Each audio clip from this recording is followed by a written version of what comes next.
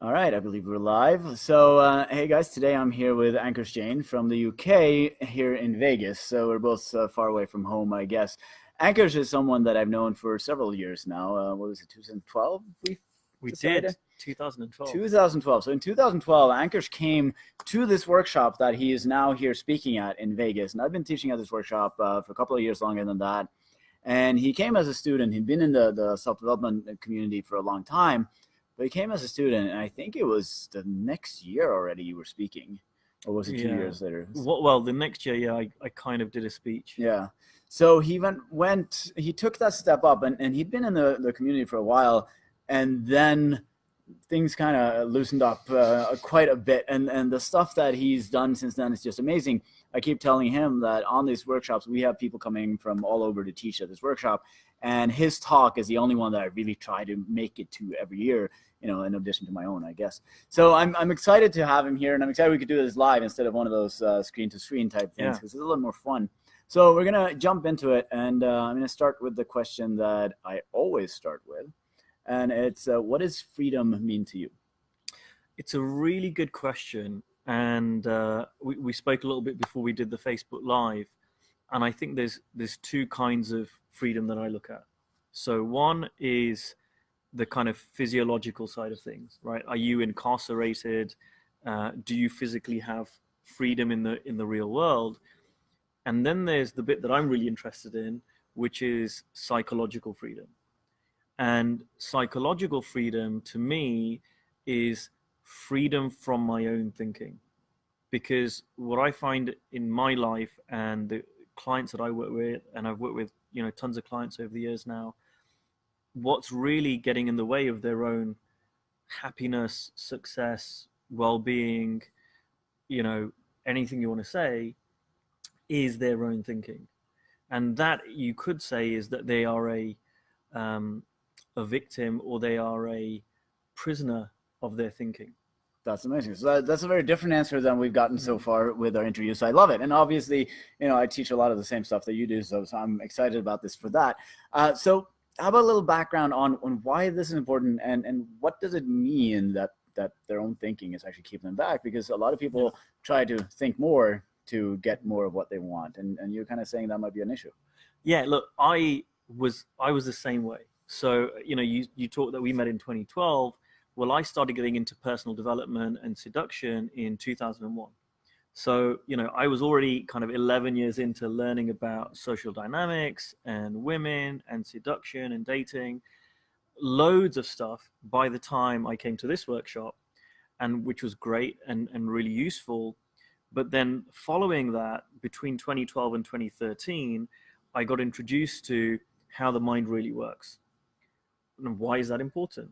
And I didn't think it was that important myself. It was like, well, I've done a lot of stuff, use what worked, discard the rest. This will be another string to my bow.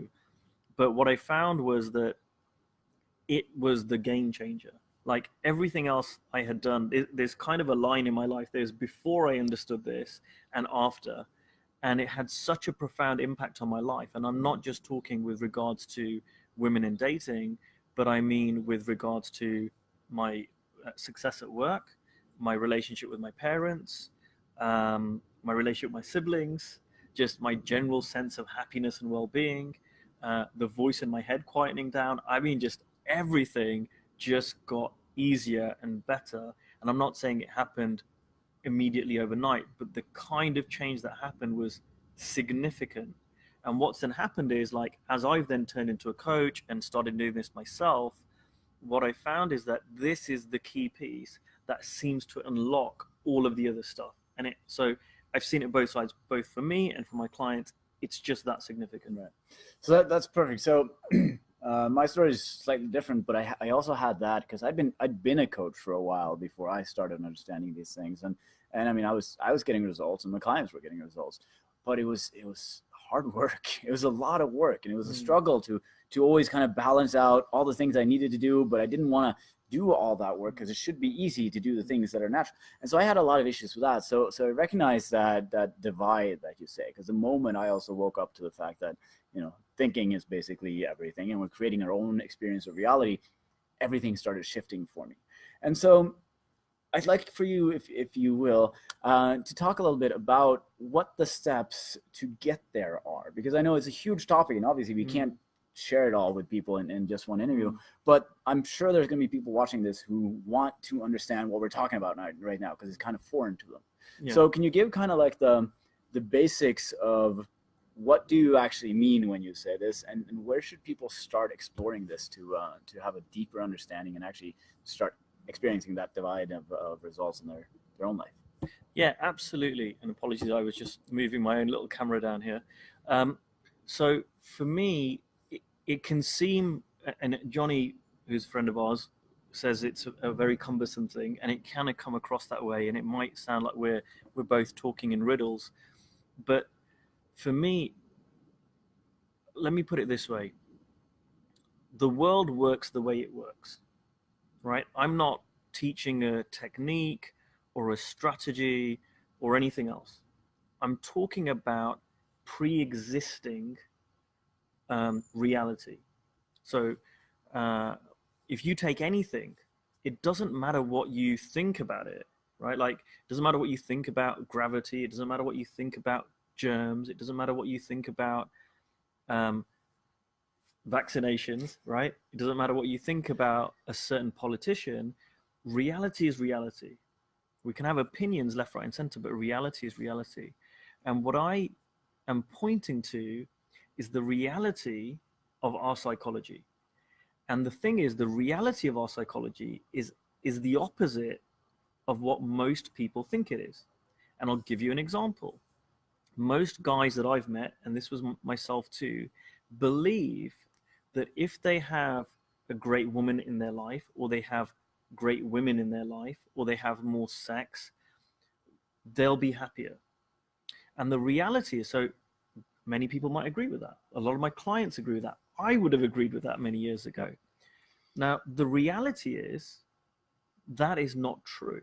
The reality is, if you are a happy person, if you're generally happy and content and have high self-esteem and all these things, you are more likely to have women in your life, right? It's not the other way around.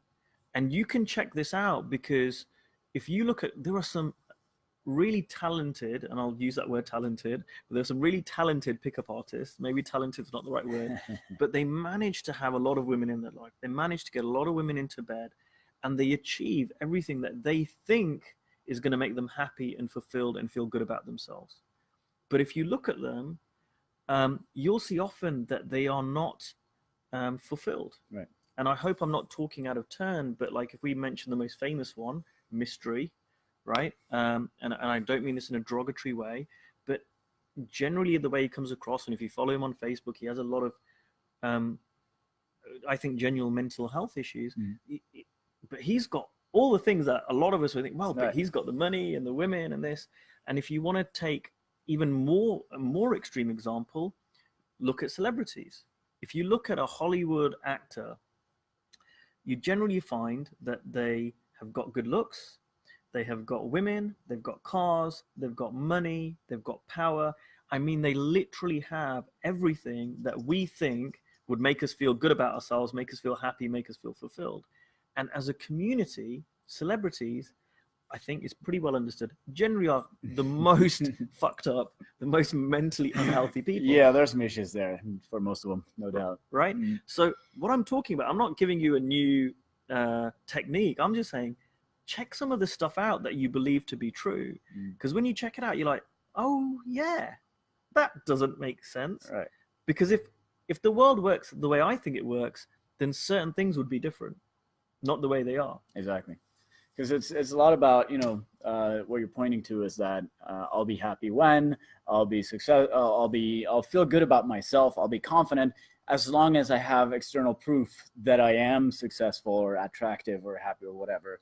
But you're saying in order to have those things, it needs to come from inside. You need to have the experience of yourself and recognize that it's not the car or the money or the date or whatever, but it's all created in your mind. Right. And you asked me a how-to question, because people are going, okay, this sounds quite cool, or interesting or crazy, but all right, let me say, if I want to explore this, what are the practical things? Well, it is a journey. So some of the great work you do, and you and I have been talking, and I know some really cool stuff this guy's doing behind the scenes, so keep an eye out for that, right? It helps to have a guide to take you through this, because it is so um, elusive, it is so seductive, it is so pervasive.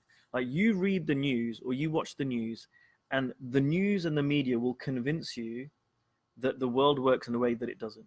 It will convince you that to be afraid, it will convince you to be upset and convince you to be angry based on certain things that are happening, which are, one, distorted, and two, that you don't have to do that. You don't have to be upset about anything that happens, right? So this pervades everything. I coached a guy once who came to one of my workshops, and I do this exercise where I take newspapers, and I'll say, go through the newspapers and see articles where it insinuates or directly states that something happening out there in the world is causing you to feel either good or bad. And what the clients find is, as they go through the newspaper, that every single article, pretty much, whether it's a sports, elation as sports team wins cup final, right? Anger as politician has affair, right? Like, it's all what we'd call outside in. And this client said to me, "Oh my God, this is true with all music." And I went, "What do you mean?" And he said, "Well, every single song I've listened to normally is about love, and they're normally stating that either a girl they're pining for, that she's caused that feeling, or they're happy because they've got this great girl in their life." And I was like, that's very true. That's a good point. Yeah. So because it's so pervasive, it's really, really hard at the beginning to see, where it doesn't work this way. So having a guide through the process is really helpful. Now, it sounds very self-serving for coaches to say, well, you should hire us.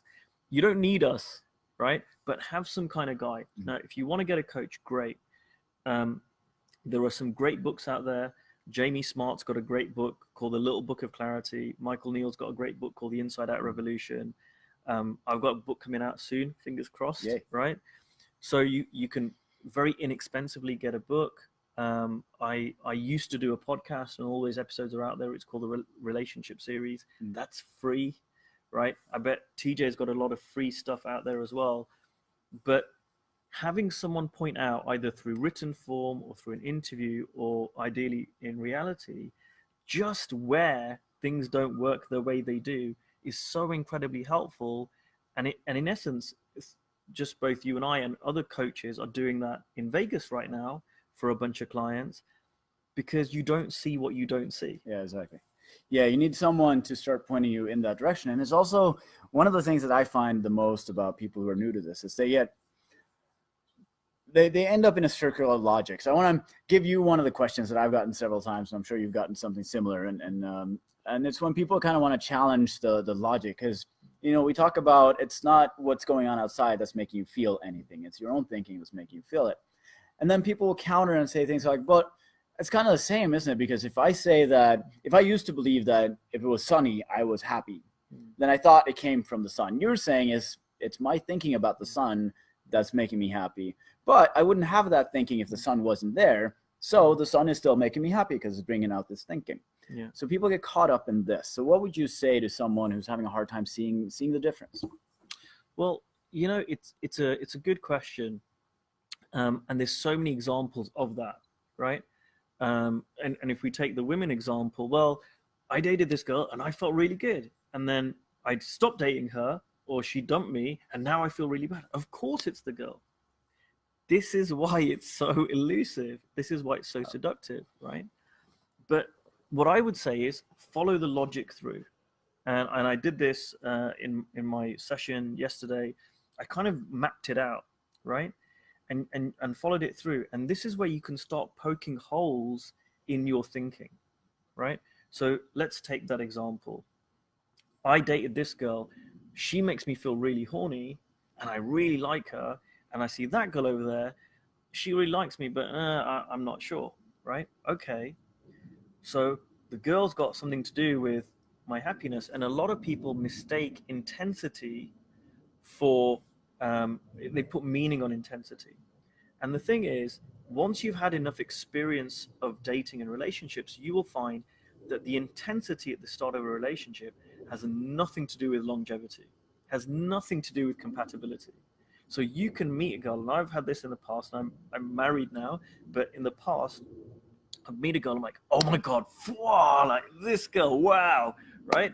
And you feel all those emotions, and you're like, I need to get her number, and you're on it, and all that happens, and then it fizzles out really quickly.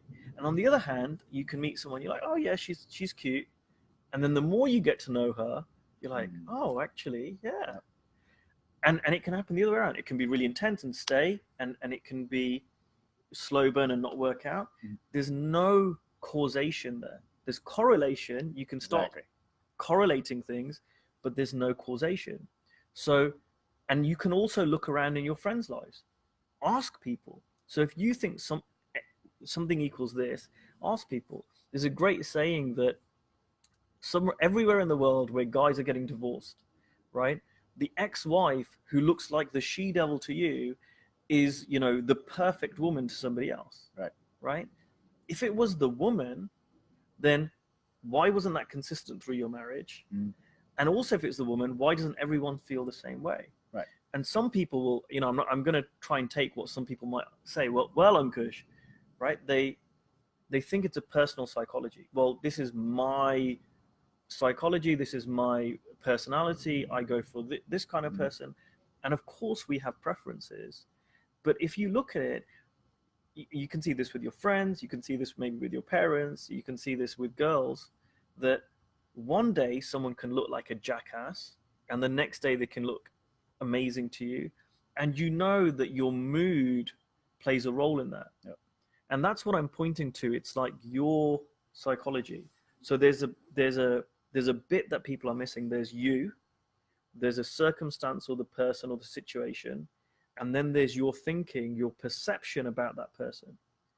And that can seem like, what's the big deal? But it's a huge deal, because if you don't see that, then you start connecting things which are not connected. So I'll give you an example. If you think the girl causes you to feel good, that's when you get needy and ironically push the girl away, because you think, I need her to feel good. Or if you're in a relationship, which I used to do all the time, meet a girl, I was cool, I was chill, and then I start thinking, no, I'm feeling really good, this has got something to do with her, I start getting needy, and I'd F up the relationship. So it's important. Whereas if I realize my thinking is the perception piece around what I think about the girl, well, I can feel like happy, and I'm like, okay, I'm thinking happy, right? I can drop down and get into a bad mood and like, oh, the fucking bitch made a mistake, right? Like, oh, she'd ruined my life. But knowing that that's going to change, because we have something like 60,000 thoughts a day, right? You can have a whole ton of thinking. You don't need to be, a whirlwind to your emotions. And a friend of ours, I think Hans Kamain, he used to say this thing that, women are like branches. They're always moving in the breeze. And what they want is they want a man like a tree trunk. And when you understand what I'm pointing to, you don't get blown away with your emotions left, right, and center. You're more firm, you're more solid, you're more grounded. So it's far more attractive to women. It's far more attractive to employers. Employers don't want employees who are, oh, I'm having a terrible day. Oh, everything's bad. And then, oh yeah, it's amazing. They want stability. And so, because the thing that I experience a lot with the people who are convinced that it's the outside that's doing it is they get locked into it. So, you have this girl and you're really, happy about being with her, and then something bad happens that you react badly to because you blame that, and now you have to be mad at her. And as long as she's around, because it's her that's giving you that emotion, a lot of people latch onto it and they have a hard time letting go of it. So I find that a lot of times knowing where or not a lot of times, all the time, knowing where it's actually coming from helps you get back to center much more quickly, because you're not, someone pisses you off at a party. Now, if you're blaming that person, that's where that feeling is coming from. As long as that person is around the party, you're having a bad time. While when you recognize that while you might not have appreciated what happened, your emotional state is coming from your own thinking, your experience of it is coming from your own thinking. Now you're giving your brain the power to move back to feeling good. That's a really, really good way. And I want to look at the camera as I say this, because you reminded me of something. Guys, if you don't realize that it's your thinking which is creating your reality, you're really, really easy to manipulate and control, right? Like you just said, that is the opposite of psychological freedom. Because like, it's such a great example. If a woman upsets you, and I used to have this, oh, she was rude to me, so I don't like her, and I'm pissed off when I see her. Well, that's easy to manipulate you and control you, because you just put that woman in front of you, and then you're like, I'm angry. Yep. As opposed to just being a solid guy and having psychological freedom in terms of if the woman walks past you and you're like, well, I'm going to have emotions come up, I'm going to have thinking come up, I don't need to hold on to them, right? Because they'll come and go as they do, and it will pass. The reason it doesn't pass is because we put meaning on it and we think about our thinking, and that's why we hold on to stuff. Perfect. So that, I feel like, is a pretty good introduction to it. Now, one of the things that I try to help people do a lot, and one of my goals with this group, is help people move forward and do what they need to do to create the lives that they want, regardless of the exterior. So within this understanding, we're not, even if no matter how well you know this, you're not always going to be motivated to do things. You're not always going to feel good about, like, I don't want to do this today. But there's something to be said about how we choose to move forward regardless of what's going on in our mind. So I'd love to get your take on it.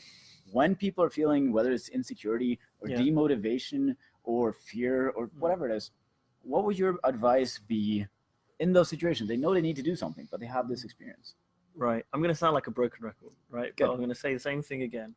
To me, well, I'll do both, because I'm not just a one-trick pony. I'll talk about some practical stuff. So one thing I love is systems, right? So one thing I love is systems. I want to make it as easy for myself not to get caught out by my thinking. So one thing I do, I get, as a lot of people do, I get stuck on my phone. Like, oh, look at my phone, look at my phone, look at my phone. Now, what used to happen is I would go to sleep really late because I'm just looking at my phone, WhatsApp, Facebook, the news. So I sleep in a different room to the phone. Now, I haven't been doing it here, but over here, I've also put the phone far away from the bed, not next to my bed, so I don't get tempted. It's a much better system to help me. So again, with motivation, like one of the things I used to struggle with motivation was going to the gym.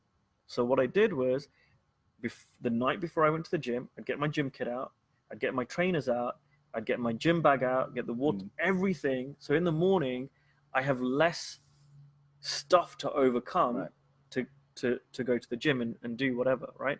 So there is a practical element. I want to make sure I cover that. You're making it easy, and you're reducing the amount of, let's call it, willpower that you need, because you've laid it all out. So it's, even if you don't feel like doing it, at least it's not hard work to do it. Absolutely. It's as easy as possible. Right? Perfect. Now, the second piece is, there does require you taking action. Now, the fact that I realize to the level that I do, because I still don't realize it all 100%, the fact that I realize that my thinking has something to do with how I feel. When I wake up in the morning and I don't feel motivated, knowing that the motivation or demotivation is also a reflection of my thinking in the moment, I don't take it as seriously. So now that doesn't mean, I'm always energized and ready to go and I never get distracted, but it gives me that extra 5, 10, 20%, 30% more clarity. So this happened this morning.